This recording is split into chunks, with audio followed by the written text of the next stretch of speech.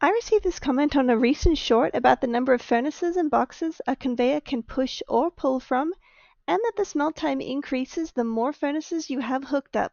So let's do a deep dive into these concerns.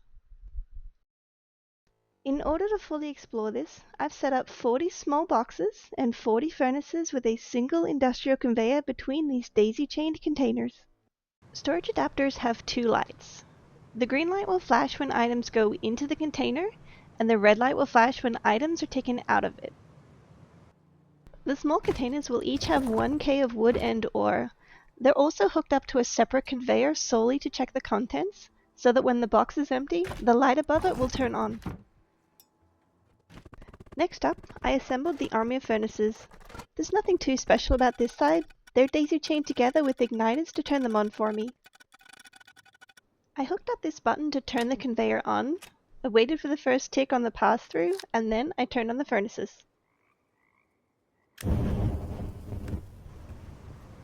I piped the boxes and furnaces like this, with number 1 as the closest to the conveyor, and 40 being furthest from it. Let's zoom in on the small boxes for a moment. Look at which adapters are flashing red, indicating that resources are being moved out of them. It's the 32 boxes that are closest to that industrial conveyor. Now let's zoom in on the furnaces. First, let's look for the green light indicating that resources are being moved into the furnaces. A pretty obvious hint for which furnaces are receiving resources is they're the ones that are turned on. These are the 32 furnaces closest to the conveyor. After the 40th furnace, I have another conveyor pulling the cooked resources. Here are the original 32 furnaces that are receiving the resources from that middle conveyor. And here are the 32 that are having those cooked resources pulled. Only the middle 24 furnaces that overlap between the conveyors are both receiving raw materials and having those smelted resources taken out. I'm going to speed up the recording a little bit just so we can get to the end where the boxes begin to empty.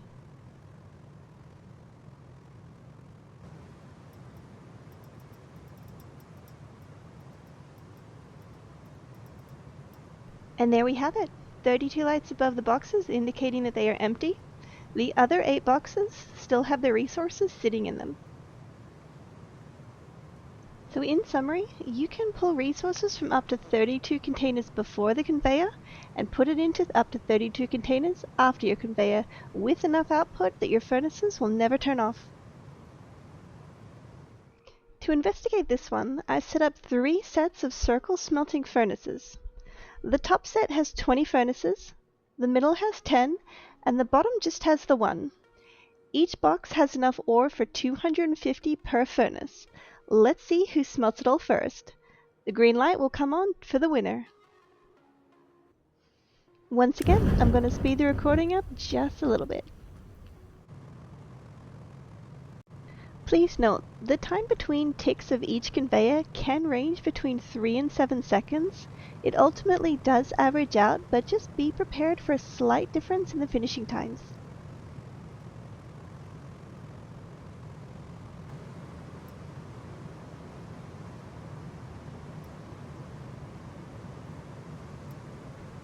The difference between the first and the last green light was only 4 seconds, which is easily attributed to that random factor I just mentioned.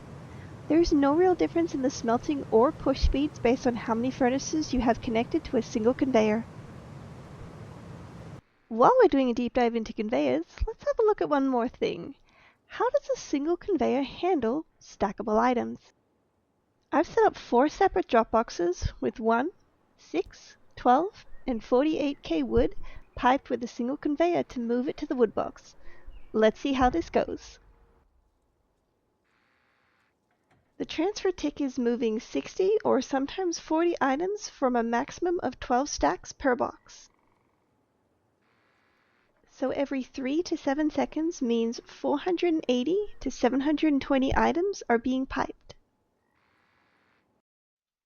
For single stack items and ammo, this is fine, but for clearing out your drop boxes quickly, I'd recommend double or even triple conveyors in your core to pull those 1000 stack items even faster. Thank you so much for watching this in-depth experiment with industrial conveyors. I upload a new short tutorial every day, so please subscribe for more random and useful information. Good luck and have a loot-filled wipe.